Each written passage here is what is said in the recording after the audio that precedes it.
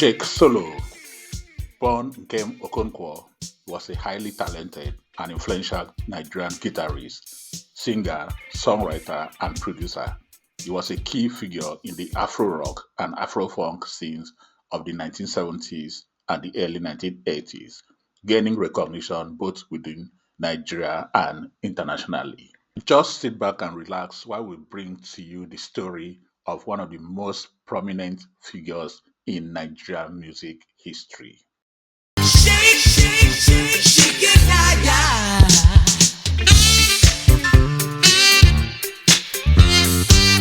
Jake Solo started out with the Hykkers band before moving on to the Funkees, where he rose to prominence as the lead guitarist for the band.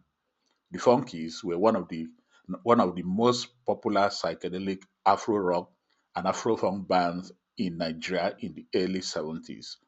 The band, known for hits like Akula Ongo Anyara, relocated to London in 1973, seeking wider international fame. They released several singles and an album, Dancing Time, showcasing their tight rhythms and Solo's impressive guitar works before disbanding around 1977.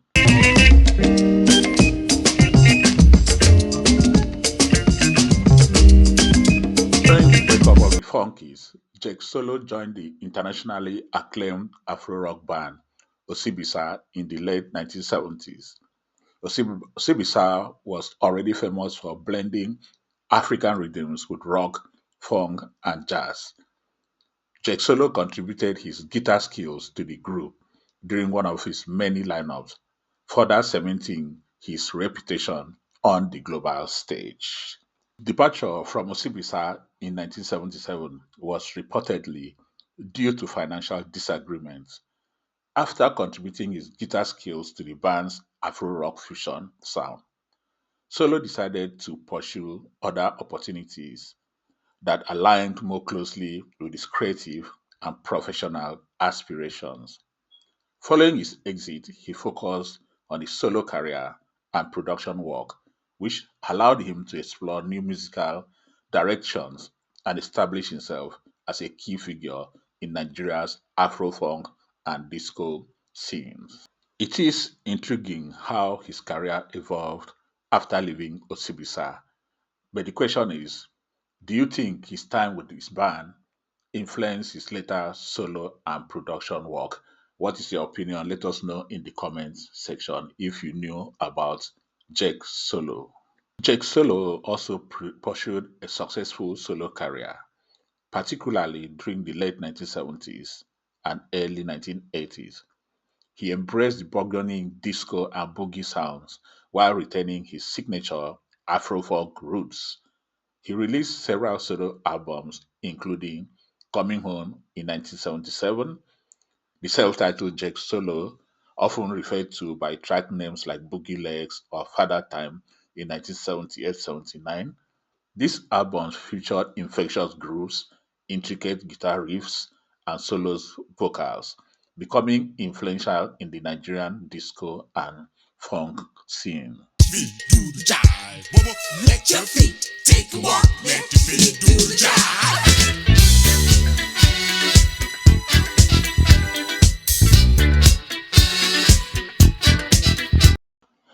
Like many talented musicians of his era, Jake Solo was also involved in producing music for other artists, contributing his expertise to shape the sound of Nigerian popular music during that period.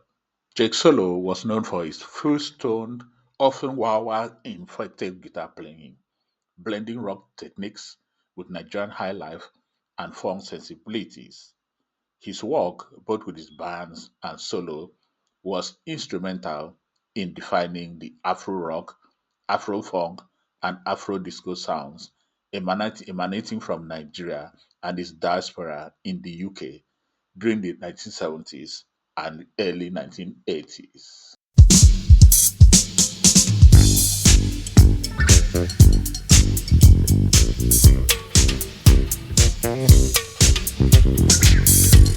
Solo remains a revered figure in Nigerian music history. He is celebrated for his exceptional guitar talent, his pioneering role in blending African music with global rock, funk, and disco trends, and his contributions to iconic bands like the Funkees and Osibisa. His solo work is highly regarded by collectors and enthusiasts of Afro-funk and disco music worldwide.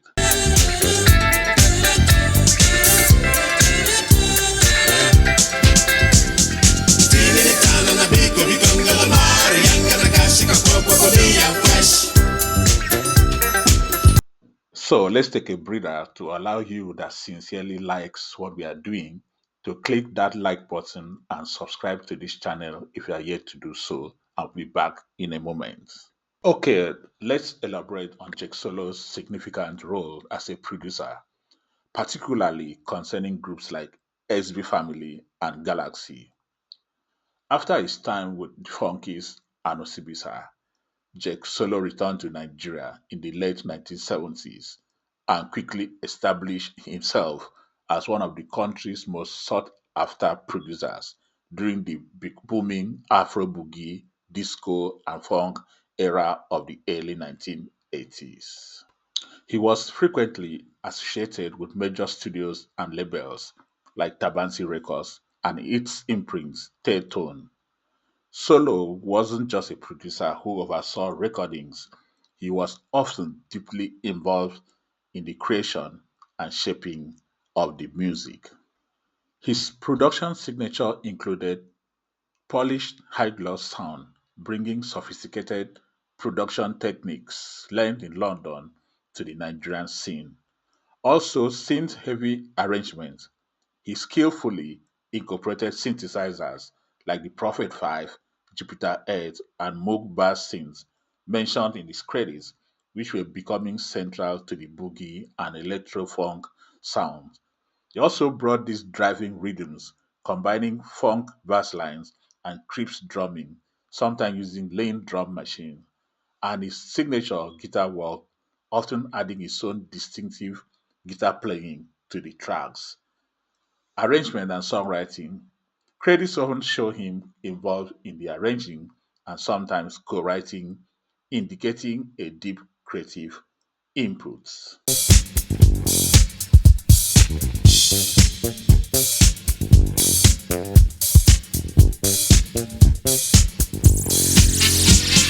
Beyond this, Jake Solo was a musical mastermind. He masterminded the Esbee Family as a group. Production credit. Jake Solo is confirmed as the producer for Esbee Family, known for their popular 1980 album Chicks and Chicken.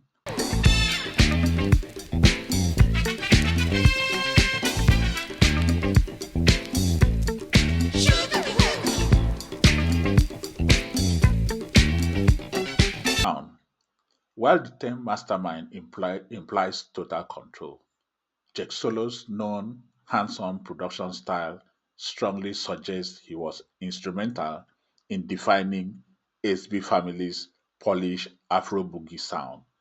He likely handled the arrangement, integrated the synths and electronic elements, and guided the overall sonic direction of the group. Given his multiple roles as a producer, arranger, instrumentalist on other projects from this period, it is also highly probable he had similar deep involvement in a group like the Galaxy. He was the central creative force with the group Galaxy and appears even more fitting for the description of the role masterminding. Their highly sought after self-titled 1981 album, featuring tracks like Galaxy and Next to You, is described by reissue labels as being produced in 1981 by Jake Solo and performed by himself, flanked by the outstanding funky bass by Randy Taylor and the great vocal performances from the Galaxy Girls.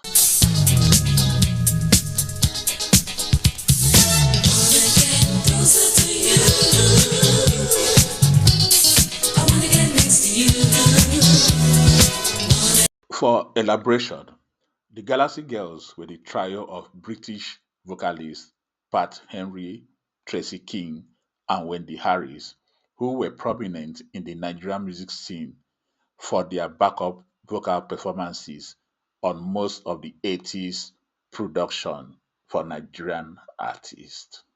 Solo was not just producing, but was a core performer and likely the main architect of the music, writing or co-writing, arranging, playing keys and synths and guitar. He essentially created the cosmic Afro disco boogie sound associated with the galaxy. The fact that the album was recorded in the United Kingdom but initially only released in Nigeria further highlights Solo's ability to bridge international sounds and techniques with Nigerian sensibilities. Felix Lebarty. Jake Sollo produced Liberty's massive 1982 hit album, Loverboy. He is credited with not just being a producer, but also the arranger, playing strings, synthesizers, percussion, backing vocals, electric guitar, and Moog bass synthesizers on various tracks, showcasing his extensive contribution. Boy, boy, boy. I'm a boy, boy, boy, boy. Veno Mariago. He produced tracks for Veno, including Groove I Like, which was featured in the compilation Doing It in Lagos, and worked extensively on the album Nigeria Go Survive, where credits list him playing guitar, synths, moog bass, arranging, engineering, and handling drum programming. In conclusion, Jake Solo was far more than just a producer for hire. For many projects, including Esbee Family and particularly Galaxy, he acted as a key creative force, an arranger, multi-instrumentalist, and sonic architect who significantly shaped the Nigerian Afro boogie and disco landscape of the early 1980s.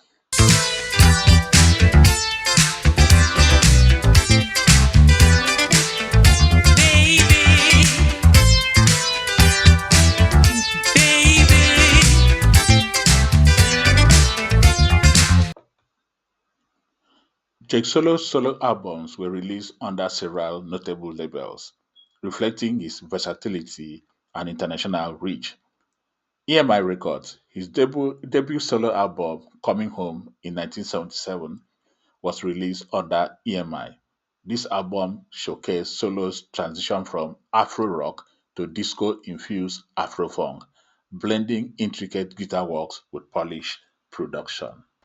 Solo's subsequent albums, including Show Me How in 1978 and Boogie Legs in 1980, were released under Tone Records, a subsidiary of Tabansi Records. These works embrace the burgeoning disco and boogie sounds, with tracks like Boogie Legs becoming iconic in the Nigerian music scene.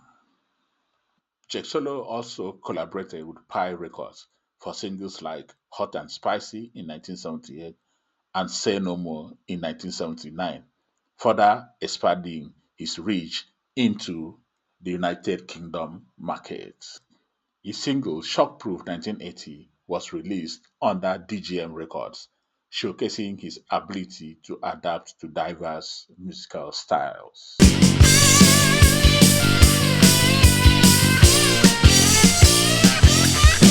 I'm walking through the streets and the dark. Jake Solo's production team was a powerhouse of creativity, often featuring collaborations with skilled musicians and engineers.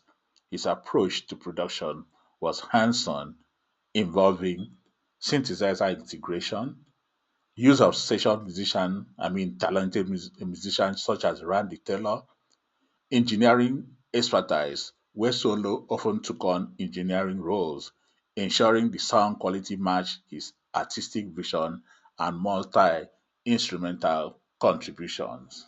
Jake Solo's brief career was not just about his own albums, he was deeply involved in shaping the sound of other artists. His production credits include all of Felix Liberty's albums, starting from Loverboy in 1982 until his passing in 1985. Solo's arrangement and instrumental contributions elevated the 1982 release to an iconic status, talking about Loverboy 1982. Venom Marega.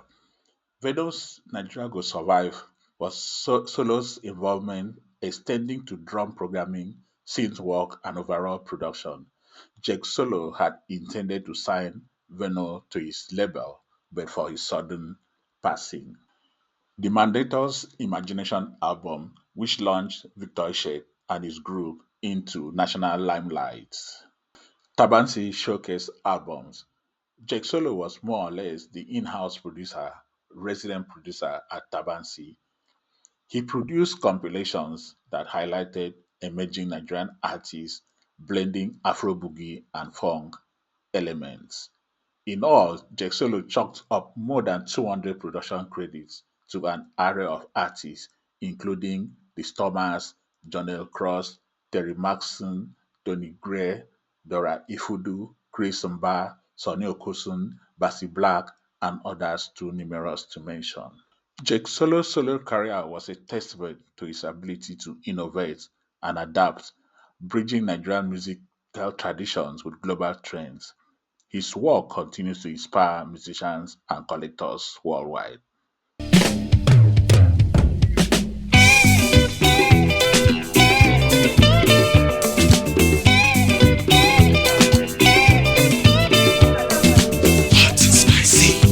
His untimely passing in 1985 undoubtedly left a void in the Nigerian music production scene, particularly in the Afro-funk and disco genres where he has been a dominant force.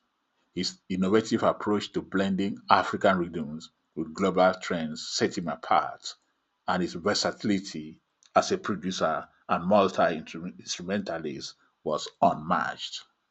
Lemy Jackson, often referred to as Nigeria's Quincy Jones, rose to prominence during the mid to late 1980s, producing iconic work for artists like Obi Onyoa, Onyeka Owenu, Ras Kimono, and Majek Fashek. Jackson's ability to merge traditional African sounds with contemporary styles made him a leading figure in the industry. However, it is worth noting that Jackson's career trajectory was already on an upward path before Jack Solo's passing, as he had been producing hits since the early 1980s. Had Jake Solo lived longer, the Nigerian music production landscape might have been more competitive, with both Solo and Jackson pushing the boundaries of creativity and innovation. Solo's expertise in Afro-funk and disco could have complemented Jackson's focus on highlife, reggae, and Afrobeat, potentially leading to collaborations or a dynamic rivalry that would have enriched the industry further. Ultimately, while Lemmy Jackson's dominance in the late 80s was significant, Jake Solo's absence left a gap that might have otherwise fostered a more diverse and competitive production scene. What are your thoughts on this? Do you think Jake Solo's influence would have extended into genres like reggae or Afrobeat where Jackson excelled? Yeah, I hope you enjoyed listening to the story of Jake Solo, brought to you by a new podcast called The Men with the Midas Touch, where we talk about the men behind the scene, the producers, the OAPs, the DJs, the A&R people, the label executives, the show promoters, all those people that made the music industry work in the 80s and the 70s and the 60s. And this is on Music in My Ears, the Nigerian Music History channel on YouTube. Kindly subscribe to this channel to encourage us if you are yet to do so. We know that more people watch this channel beyond our subscribers. Thank you so much for those that have subscribed. Until the next episode, which is going to be on Lemmy Jackson, just watch out for it and peace.